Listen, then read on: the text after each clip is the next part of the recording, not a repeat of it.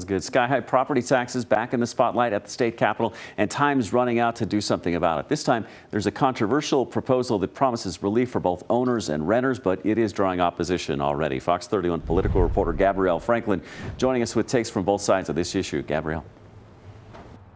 Yeah, Jeremy, this new proposal is 83 pages long. Now, the sponsor of the measure says that it meets the goal of long-term property tax relief, but opponents argued that it would change a lot with little time left to make adjustments. We have 15 days left of session. It's an 83-page bill.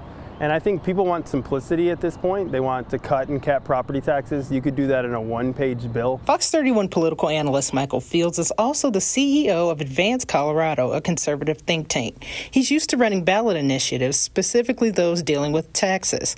Fields says a new proposal at the state capitol to bring those taxes down this year doesn't meet the need of relief Coloradans need right now. People want to simply cap how much property taxes can go up each year.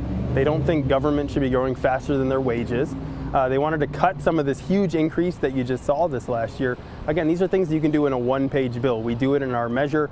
And so ultimately, I think the legislature is playing a lot of games with this, trying to make everybody happy, but really trying to get and keep as much revenue as they can, knowing that people are upset with this. One of the ballot initiatives Fields is backing would cap property tax revenues at 4%. Senator Chris Hansen believes that solution is wrong for Colorado. It's very easy to say, hey, here's a big property tax reduction for everybody, but they don't have anything to say about how we'd actually cover the expenses of public services that people depend on. Instead, Hansen is bringing an 83-page bill he says comes from recommendations agreed on by most of the members of the state's Property Tax Commission. The proposal would reduce the assessment rate down to 6.35% for residents. It's currently at 7%.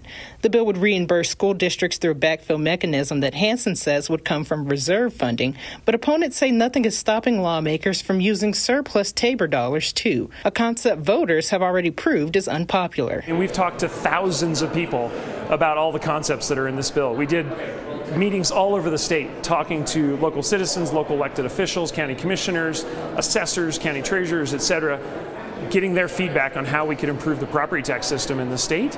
And this bill is a result of those thousands of conversations.